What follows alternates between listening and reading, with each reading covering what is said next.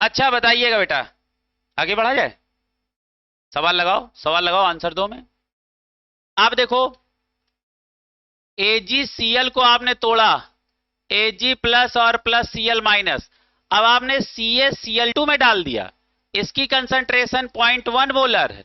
ये कैसे टूटेगा जरा ध्यान से देखो, Ca प्लस प्लस और प्लस 2Cl माइनस, हाँ ना। अब एक बात बताओ, देखो ये 1 मोल है ना, और ये भी 1 मोल है, तो इसकी कंसंट्रेशन 0.1 होगी, लेकिन ये होगी 0.1 इंटू 2, दैट इज 0.2। हाँ या ना, ये देख लो, बदल जाएगा तो हमारे कॉमन आयन में 0.1 ना रखना। हाँ, अब लगाओ जुगाड़, solubility in the presence of common ion क्या हो जाएगा, KSP upon concentration of common ion. आप देखो KSP कितना था, 1 × 10⁻⁻10 अपान क्या रखोगे, 0.2। अब 1 नहीं रखना, क्योंकि यही आयन तो देखो कॉमन हुआ है, और इस कॉमन आयन की कंसंट्रेशन कितनी है, 0.2। तो क्या हो जाएगा, अच्छा इसका एक पॉइंट, ये क्या है लिखा, 2 × 10⁻⁻1 लिखा है, तो 2 से इसको मल्टीप्लाई कर दो, है ना, तो ये क्या बचा, 0.5, और ये 10⁻⁻1 ऊपर गया, 10⁻⁻9 बचा। अरे जैसे करो वही आंसर आएगा, तुम अपने हिसाब से कर लो, ठीक है। अच्छा बताओ, सॉल्युबिलिटी बताओ, विदाउट कॉमन आयन कितनी थी, 10⁻⁻5, और सॉल्युबिलिटी विद कॉमन आयन कितनी आई, 0.5। अरे 0.5 का पॉइंट हटा देना, क्या लिख दे, 5 × 10⁻⁻10। अच्छा बताओ, बताओ 10⁻⁻5 बड़ा कि 5 × 10⁻⁻10 बड़ा। अरे पावर में माइनस जितनी ज्यादा वो उतना छोटा, यहां चाहे जो लिखा हो, समझ में आ रहा। तो बताओ क्या सीखा, कॉमन आयन आ जाने से सॉल्बिलिटी पहले से कम हो जाती है, घट जाती है। अब भैया इससे ज्यादा भयंकर सवाल इसमें आने की कोई भी प्रोबेबिलिटी नहीं है। ये हमने आपको एक थोड़ा चेंज करके सवाल बता दिया, और यही सेम फंडा अल्फा में भी लगाना। मान लो वहां पे 3 में टूट गया, और आपने कंसंट्रेशन दे रखी 0.2, तो 3 में कितनी हो जाएगी, 0.2 इंटू 3, 0.6 रखना वहां कॉमन आयन। ये गड़बड़ ना करना बेटा, हमने देखो इसलिए 2 टाइप सवाल लगवा दिए। तो यही सारी बात है बेटा। एक काम करो, इसकी नंबरिंग करो, पहला जो विदाउट कॉमन आयन लिखा था, है ना, उसको 1 नंबर दे दो, या तो ये कॉमन नंबर देना सब लोग, क्या दोगे। अच्छा ABC हो गया, पक्का है। अब हम ABC के आधार पर कुछ बातें लिखवाने जा रहे हैं, सबने ABC लिखा। अब कुछ तो सोच रहे हैं हम ABC डालें कहां। अरे A था विदाउट कॉमन आयन, B था कौन सा, NaCl, और C है CaCl2 वाला, ठीक है। तो नीचे लिखो रिजल्ट। अब अरे ऊपर के जो सवाल पढ़े इससे हम क्या समझ पाए हैं, मौर्य जी लिखो बेटा रिजल्ट। यही सारी बात है बेटा, लिखो, from from A and B। समझ रहे हो ना क्या बात हो रही, from A and B, it is clear, it is clear, due to common ion solubility of salt decreases। पहला रिजल्ट का पहला डिस्कशन खत्म। पहला हमने क्या लिखाया, कॉमन आयन के आ जाने से सॉल्बिलिटी पहले से कम हो जाती है। लिख लिया बेटा, नहीं लिख पाए, फिर से बोले दे रहे, लिख लो बेटा लिख लो, नहीं तो पता लगे। लिखो from A and B it is clear due to common ion solubility of salt decreases. अब आप A और B कंपेयर कर लें, ठीक है। आप दूसरा रिजल्ट लिखो, from B and C, from B and C it is clear, it is clear, comma करके लिखो, comma, higher is the concentration of common ion, higher is the concentration of common ion, lower will be solubility. Common ion की concentration जितनी बढ़ाते जाओगे सॉल्बिलिटी उतनी कम आती जाएगी, है ना। अब सुनिएगा, देखो अब बहुत ध्यान से देखो ये बात कैसे हम आपको क्लियर कराते हैं। ऐसे देखो, विदाउट कॉमन आयन कितना था 10 की पावर -5, और विद कॉमन आयन NaCl, अब उसकी कंसंट्रेशन 0.1 थी, तब आया था यहां क्या 10 की पावर -9। फिर जब हमने कंसंट्रेशन बढ़ाई तो आ गया 5 इंटू 10 की पावर -10। देखो धनाधन पावरें क्या है, 10 की पावर क्या होता है, ये देखो घट रहा है, कितना और भयंकर घट रहा है। तो जितना ज्यादा कॉमन आयन की कंसंट्रेशन बढ़ाते जाओगे, है ना, सॉल्बिलिटी उतनी ही कम होती जाएगी। क्लियर है? चलो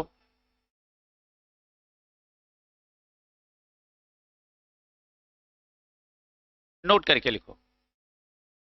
from above example, from above example it is clear, it is clear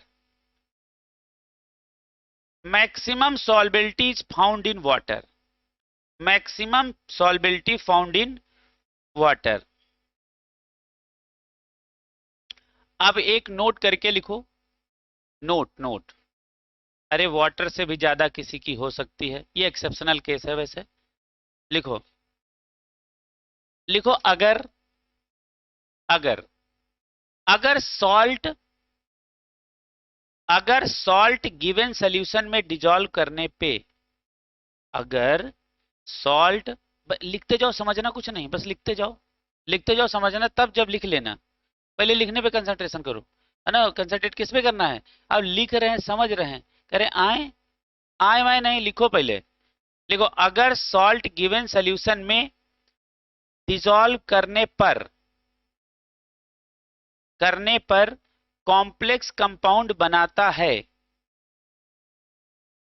complex compound बनाता है, तो ऐसे सॉल्ट की सॉल्बिलिटी, तो ऐसे सॉल्ट की सॉल्बिलिटी, तो ऐसे सॉल्ट की सॉल्बिलिटी उस सॉल्यूशन में,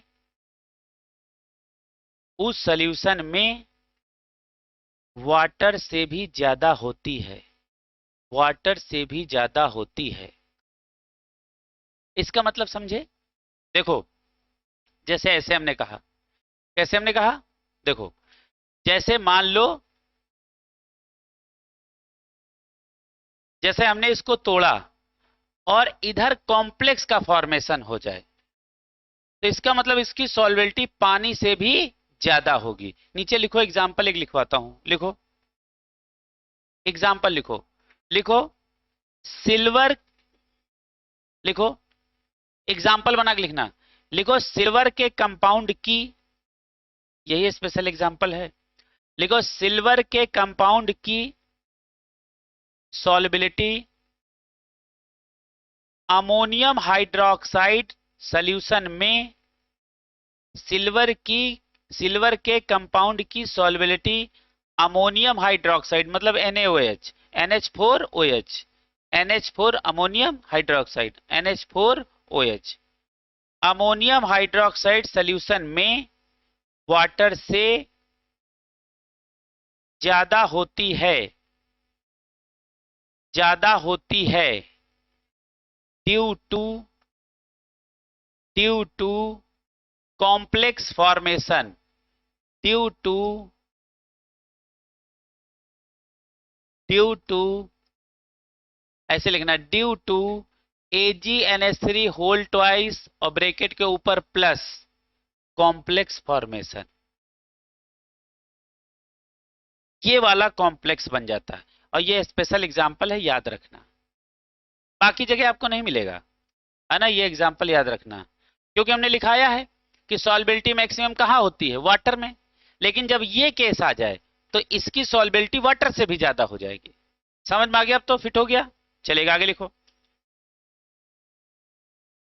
अच्छा बताओ, वीक बेस की सॉल्बिलिटी सॉल्ट में ज्यादा होगी कि एसिड में, वीक बेस की सॉल्युबिलिटी एसिड में ज्यादा होगी कि बेस में? अरे यार गजब आदमी हो। अरे बेस की एसिड में ज्यादा सॉल्युबिलिटी होगी और एसिड की बेस में होगी। बेस की बेस में कहां होगी?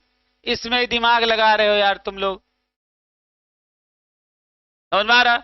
अब चीनी को शरबत में घोलो और चीनी को पानी में घोलो, किसमें बढ़िया घुलेगी? पानी में। लिखो वीक बेस की सॉल्युबिलिटी, लिखो वीक बेस की सॉल्युबिलिटी,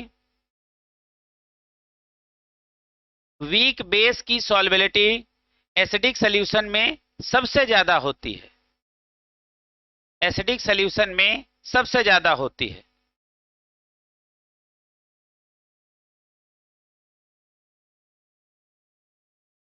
अच्छा, मान लो एक बेस खड़ा है और दो आगे एसिड एसिडिक सॉल्यूशन है। अब ये बेस किसमें ज्यादा बढ़िया डिसॉल्व होगा, सॉल्युबल होगा? जैसे मान लो ये एक बेस है ना, और एसिडिक सॉल्यूशन ये है, दो एसिडिक सॉल्यूशन है। अब ये वाला इन दोनों में से, जबकि दोनों एसिडिक सॉल्यूशन है, किसमें ज्यादा डिसॉल्व होगा या किसके अंदर ज्यादा सॉल्युबल होगा? अरे जिसकी एसिडिक स्ट्रेंथ ज्यादा होगी, हाँ है ना? तो लिखो, क्या लिखो है?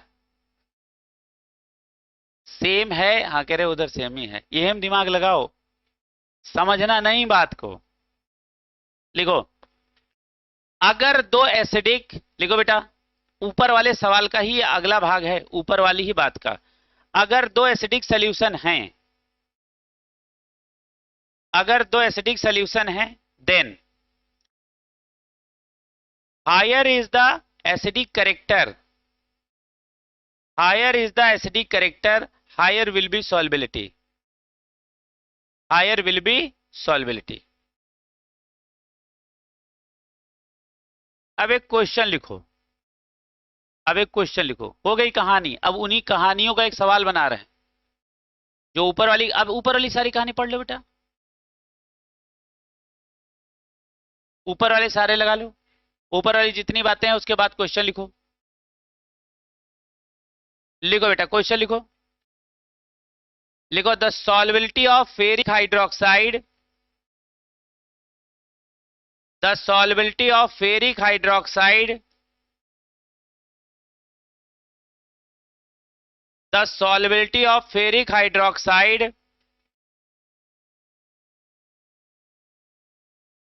will be maximum in,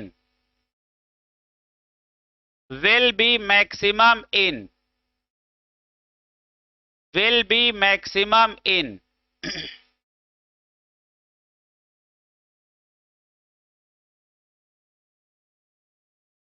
will be maximum in option number 1 0.1 0.1 molar NaOH, 0.1 molar NaOH,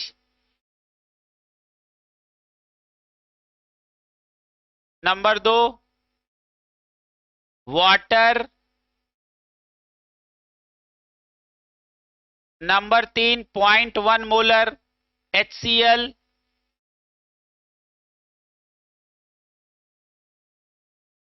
number 4 0.1 molar H2SO4। लाजवाब, बहुत बढ़िया। बताओ बेटा,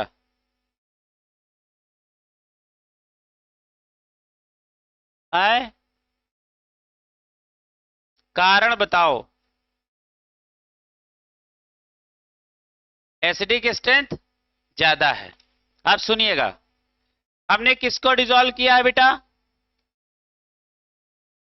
किसका?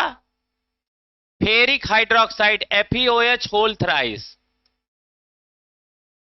अच्छा हाइड्रोक्साइड है तो ये किस कैरेक्टर का है? बहुत बढ़िया, बेसिक है। अब इसको डिसॉल्व होने के लिए बेस नहीं चाहिए। पहला ऑप्शन कौन सा है? 0.1 मोलर NaOH। ये भी बेस, ये भी बेस, तो इस बेस के इसके अंदर ये अच्छे से डिसॉल्व नहीं होगा, पहला ऑप्शन बेकार। दूसरा कौन सा है? वाटर। जब एसिड ना हो तो वाटर बेस्ड होता है ना, लेकिन जब एसिड अवेलेबल है तो बेस किसके अंदर अच्छा डिसॉल्व होगा? एसिड के अंदर। बेटा बोला करो, कॉन्फिडेंस है ये नहीं बिल्कुल। है ना, धीरे से बोलेंगे, बुलवे नहीं करेंगे। और वहां क्या है, वहां एग्जाम देने जाएंगे, वहां आदत हो गई बगल वाले देख ले, अच्छा वो तीसरा भरा है और ये दूसरा भरे बैठे हैं, जबकि ये सही भरे बैठे थे। अब जुगाड़ कर ले कैसे ये हट जाए यार, तीसरा सही है। कॉन्फिडेंस है ही नहीं, है ना। तो ये होगा, हम बोलेंगे अच्छा बताओ, अच्छा बेस सबसे बढ़िया कहां सॉल्युबल होगा, एसिड में। और यदि एसिड ना हो तो किसके अंदर, वाटर में, है ना, समझ में आया। अब ये ऑप्शन बेकार, और बेस के अंदर तो वो डिजोल्व नहीं होगा, वो तो बर्बाद। तो दो ऑप्शन तो बर्बाद हो गए। अब दो एसिड बचे, ये बढ़िया, इसके अंदर भी डिजोल्व होगा, इसके अंदर भी डिजोल्व होगा, लेकिन एक के अंदर ज्यादा डिजोल्व होगा, है ना। अच्छा बताओ इसकी नॉर्मेलिटी कितनी है, 1 × 0.1 n × m किया है, तो नॉर्मेलिटी कितना आ गया, 0.1। और इसका कितना है, 2 × 0.1, तो आंसर आ गया 0.2। तो बताओ इसकी नॉर्मेलिटी ज्यादा आई, इसकी नॉर्मेलिटी ज्यादा है, इसका मतलब इसका एच आयन कंसेंट्रेशन ज्यादा है, और इसका एच आयन कंसेंट्रेशन है, इसका मतलब इसकी एसिडिक स्ट्रेंथ ज्यादा है, तो ये सबसे बढ़िया इसके अंदर डिसॉल्व होगा। आपको सिखाया है कि नॉर्मेलिटी ही एसिड का H+ होता है, और असद कानी है से मिला लो, असद कानी है। अब ये सब तुम्हारे दिमाग में फार्मूले पैरेलल चलने चाहिए। अगली हेडिंग कौन सी, method to decide whether PPT will form और नॉट। तो ये वाली हेडिंग है। अब हम यहां जुगाड़ करते हैं, जगह बनाते हैं।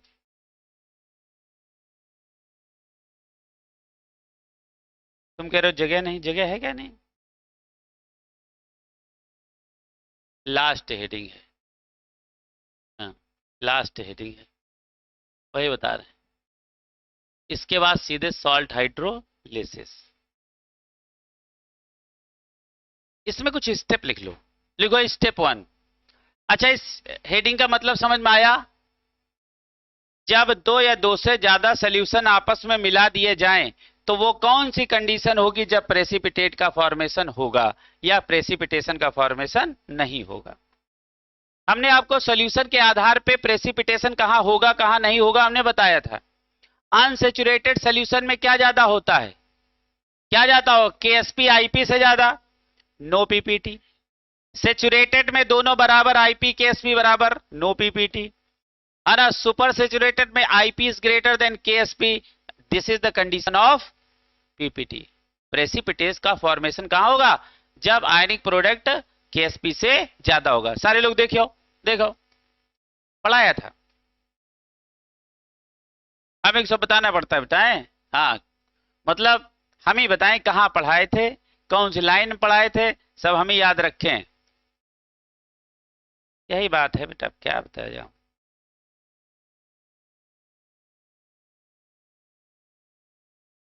लिखो भैया स्टेप नंबर 1, लिखो स्टेप नंबर 1। इस सवाल को कैसे समझेंगे, लिखो सबसे पहले हम लोग क्या करेंगे, हम सबसे पहले क्या करेंगे, आईपी निकालेंगे, केएसपी निकालेंगे, फिर तुलना करेंगे। पहले आईपी और केएसपी निकाल लिए, फिर उनकी तुलना करेंगे। केएसपी ज्यादा निकल गया, आईपी छोटा, नो प्रेसिपिटेशन। दोनों बराबर निकल गए, नो प्रेसिपिटेशन। और यदि आईपी ग्रेटर देन केएसपी से आ गया, हाँ होगा प्रेसिपिटेशन, है ना। तो स्टेप नंबर 1,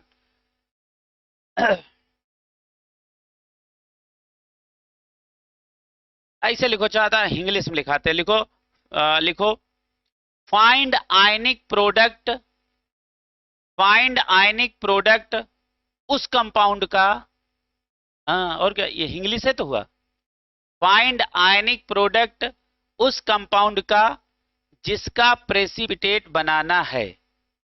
देखा अंग्रेजी, फाइंड आयनिक प्रोडक्ट उस कंपाउंड का जिसका प्रेसिपिटेट बनाना है, दैट इज जिसका केएसपी दिया है, जिसका केएसपी दिया है। अरे भैया जिसका केएसपी दिया होगा उसी का यदि आईपी निकाल लो तो कंपेयर हो जाएगा। अरे बच्चा पढ़ो पढ़ो पढ़ो, देखो क्या समझ में तुम्हारी आया, देखो देखो यहाँ यहाँ देखो, देखो यहाँ कभी क्या कहना चाह रहा है, देखो सुनो, समझ में आया? हम्म। अब नीचे लिखो for calculation of IP, for calculation of IP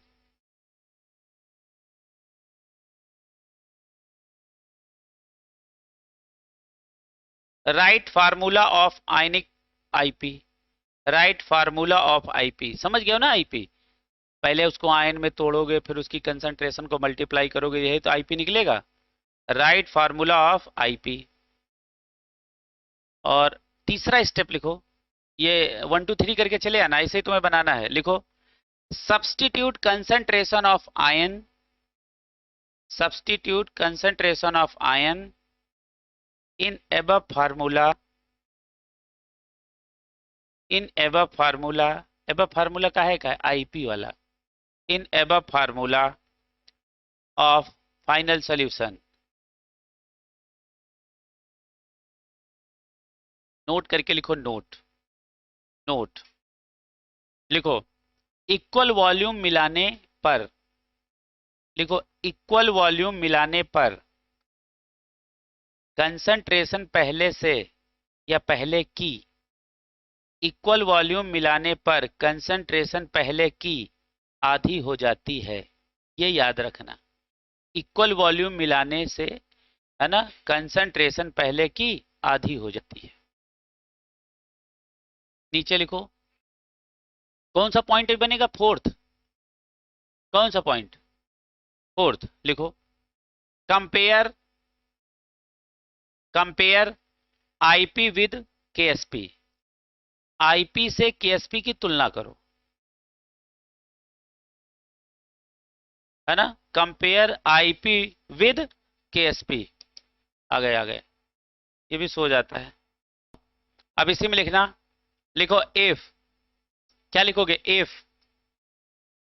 है ना, Ksp is greater then IP, तो आगे क्या लिखोगे, नो पीपीटी, है ना। और ये सॉल्यूशन कैसा है, सॉल्यूशन इज कैसा है, अनसैचुरेटेड। और मान लो दूसरा, if KSP is equal to IP, no PPT, है ना, सॉल्यूशन कैसा है, सैचुरेटेड। अच्छा तीसरी बात, if KSP is less than IP, यानी IP is greater than KSP, तो अच्छा बताओ क्या लिखेंगे, formation of, formation of PPT, precipitate, है ना। और सॉल्यूशन कैसा होगा, कैसा होगा, सुपर सैचुरेटेड।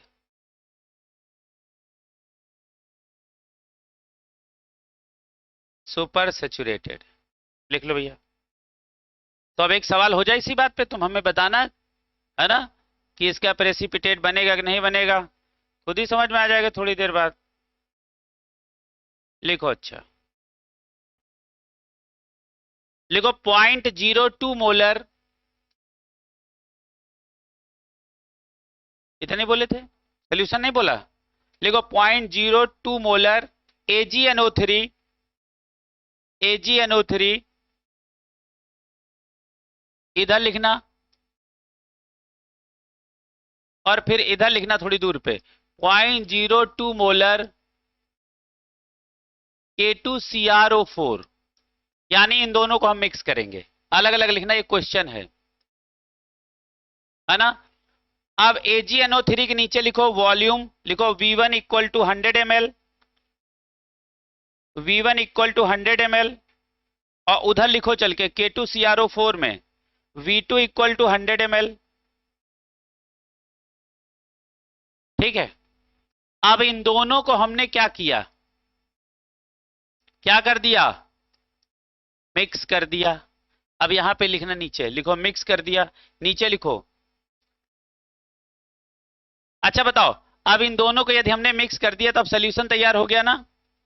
अब यहां एरो के नीचे लिखो, लिखो precipitate of Ag2CrO4, precipitate of Ag2CrO4, लिखो precipitate of Ag2CrO4 will form or not। यहां AgCrO4 का प्रेसिपिटेट बनेगा कि नहीं, है ना। और नीचे लिख लो ब्रैकेट में जो क्वेश्चन में गिवन है, लिखो KSP और ब्रैकेट में लिखो Ag2CrO4। हम किसका KSP बता रहे हैं? Ag2CrO4 इक्वल टू 2 इंटू 10 की पावर -6, 2 इंटू 10 की पावर -6। अब जो हमने स्टेप लिखा है वो स्टेप से जरा इस सवाल को लगा के दिखाओ।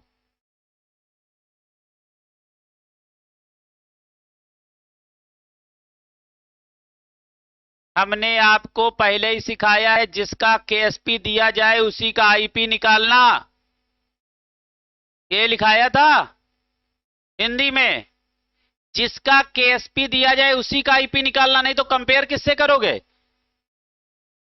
समझ में आ रहा? तो किसका KSP दिया है? Ag2CrO4 का, इसी का IP निकालो। तो इसी को इसके कैटायन एनायन में तोड़ो। हाँ, इसका हमने KSP किसका, इसका कितना बता रखा है? 5 इंटू 10 की पावर -2 इंटू KSP कितना बताया? -6। ये तो इसी का तुम IP निकालो, है ना। तो हमने क्या लिखा? Ag2CrO4, इसको तोड़ दिया 2Ag प्लस और प्लस CrO4 माइनस माइनस, इसी में तोड़ दिया। तोड़ा कि नहीं तोड़ा? अब हमको Ag की कंसंट्रेशन नहीं मालूम, CrO4 माइनस माइनस की कंसंट्रेशन नहीं मालूम, लेकिन आप जरा ध्यान करो, यहां ये आयन मौजूद है ना, तो यहां से इनकी कंसंट्रेशन निकालो। कैसे निकालोगे? देखो, इसका वॉल्यूम कितना हमने बोला था बेटा? 100, और इसका वॉल्यूम हमने कितना बोला था? 100।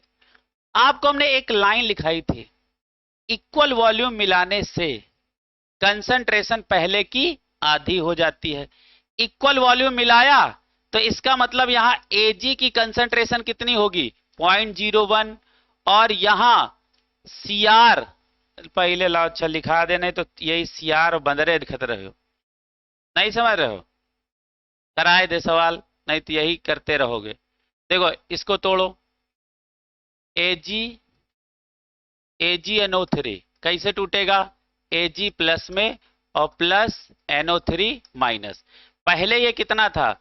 0.02 था, तो ये कितना था? 0.02, और ये कितना था? 0.02। क्लियर है? अब समझिएगा। और ये क्या था? K2CrO4, तो ये कैसा था? 2K plus plus CrO4 minus minus. ये कितना था बेटा? 0.02, है ना। तो ये कितना था? 0.02 इंटू 2, ये था, और ये था 0.02। लेकिन जैसे हमने इक्वल वॉल्यूम इन दोनों को मिलाए, है ना, तो आप क्या लिखेंगे? आफ्टर, है ना, after mixing of same volume, इसकी कंसंट्रेशन पहले की हो गई आधी। ये लाइन लिखवाई है, पढ़ो जरा ये लाइन, पर बहुत बेइज्जत आदमी हो तुम लोग, है ना। लाइन पढ़ो, ये क्या मतलब है लिखाने का? हिंदी लिखाओ, अंग्रेजी में लिखाओ, ऐसे लिखाओ, वैसे लिखाओ, क्या मतलब है? तो ये कितना हो जाएगा? 0.01, और ये कितना हो जाएगा? 0.01। अच्छा ये बताओ कितना हो जाएगा? 0.01, ये कितना हो जाएगा? 0.01 और इंटू 2, क्योंकि ये दो आयन है, और ये कितना हो जाएगा? 0.01। भैया यही चाहिए और यहां से ये चाहिए, क्योंकि यही दोनों लोगों के यहां जरूरत है। मिल गया कि नहीं मिल गया? समझ में आया? अब लगाओ। अच्छा मिल गया तो अब लगाओ, लगाओ। ये नॉर्मल सवाल नहीं है, दिमाग लगेगा इनमें, नहीं हालत खराब हो जाएगी। और नहीं तो एक और जुगाड़ है, M1V1 इक्वल टू M2V2 इधर लगा दो, M1V1 M2V2 उधर लगा दो, यही सेम रिजल्ट आएगा। लेकिन जब आप जान रहे हो, तुरंत सीधे जान रहे हो कि आधा हो जाएगा, है ना, तो कर लो। और यदि मान लो इक्वल वॉल्यूम ना हो, तो आप यहां जुगाड़ क्या लगाओगे, M1V1 इक्वल टू M2V2, उधर भी लगाओगे M1V1 equal to M2V2। Clear है? चलो लगाओ बेटा।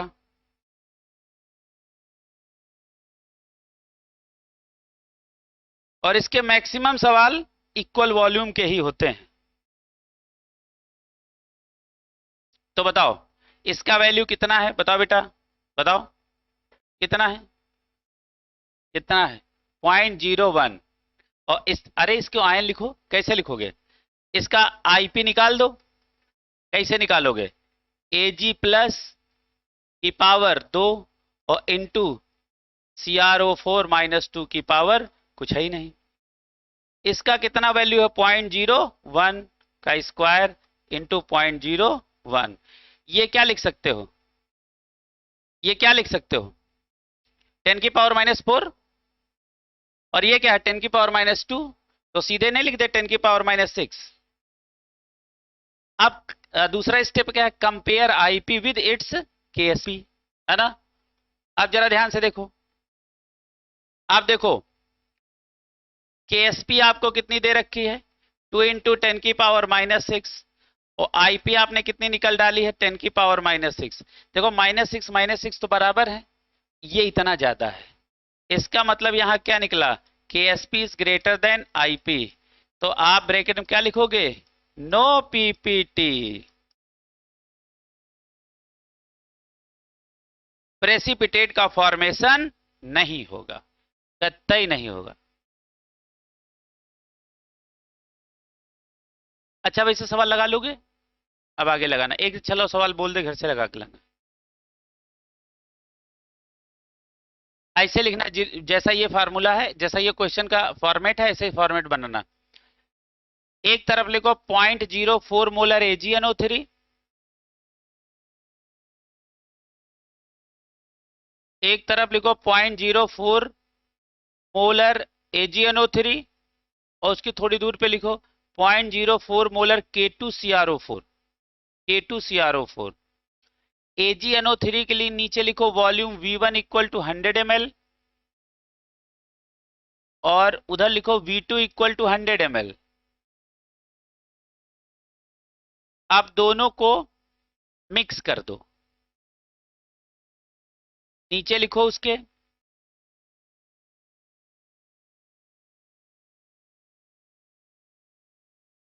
नीचे लिखो प्रेसिपिटेट ऑफ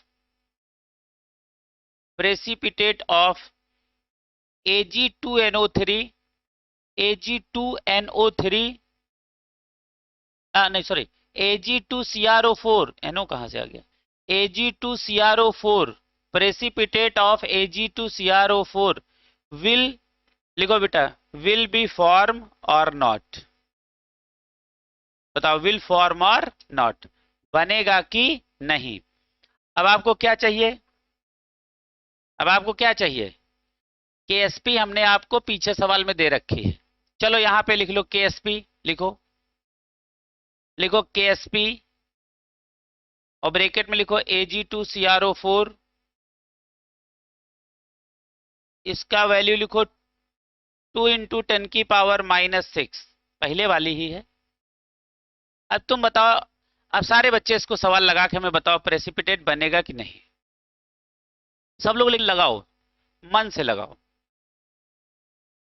नहीं बनेगा, हाँ नहीं बनेगा तो कहे बनेगा, ना बनेगा, बनेगा तो बनेगा।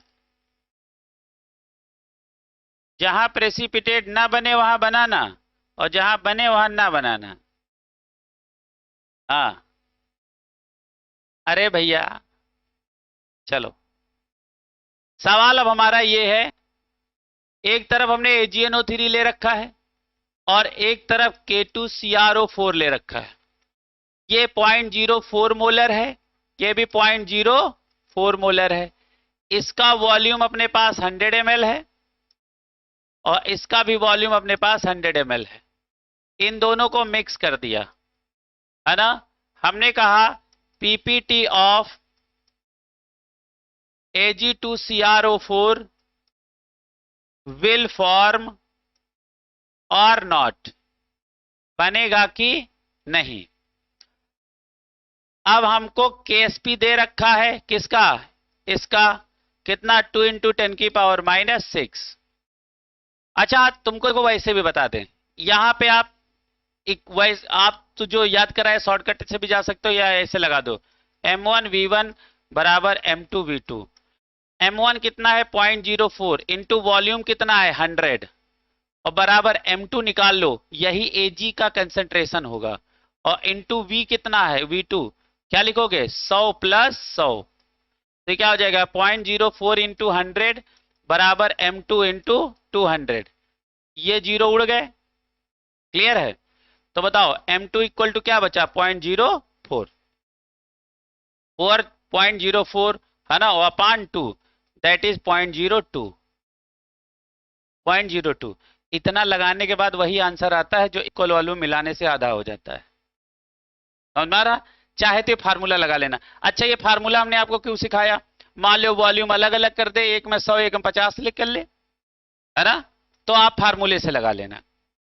अब इधर तो नहीं लगाएंगे, बताओ इधर बताओ क्या निकलेगा m2, क्या निकलेगा 0.02, कैसे निकला समझ में आया ना। अब यहां m1v1 इक्वल टू m2v2 लगा लेना। अच्छा अब हमने Ag2CrO4 का आयन में तोड़ा 2Ag plus plus CrO4 minus minus. आप देखो आपको Ip कैसे लिखेंगे, Ag प्लस होल स्क्वायर और इंटू CrO4 माइनस माइनस, इसका वैल्यू 0.01 0.02 स्क्वायर इंटू 0.02।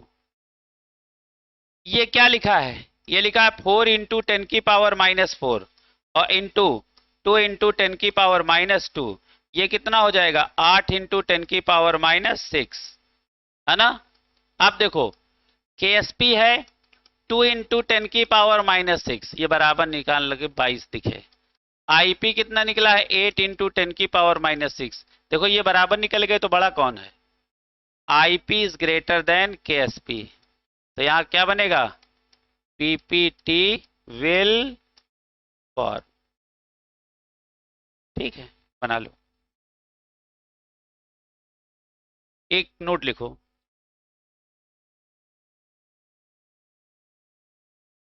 अगर दो या दो से ज्यादा, अगर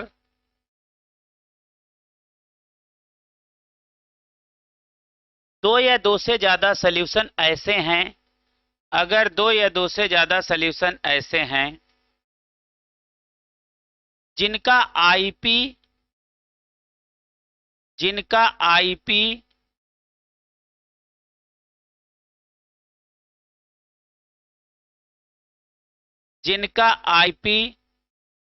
केएसपी से ज्यादा है,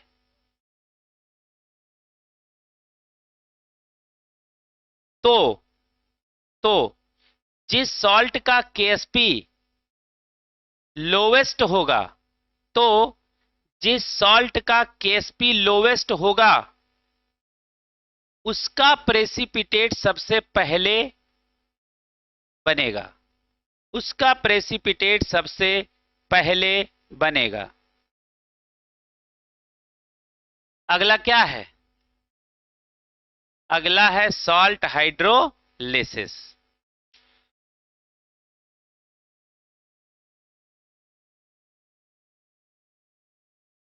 जिस सॉल्ट की सॉल्बिलिटी क्या होगी, जिस सॉल्ट का केएसपी है ना सॉल्बिलिटी सबसे कम होगी, इसका मतलब क्या है, क्या है, अरे पढ़ो अच्छा जुगाड़ पढ़ो, पढ़ो पढ़ो पढ़ो बेटा, पढ़ भी लिया करो, सब इधर ही नहीं लिखा है।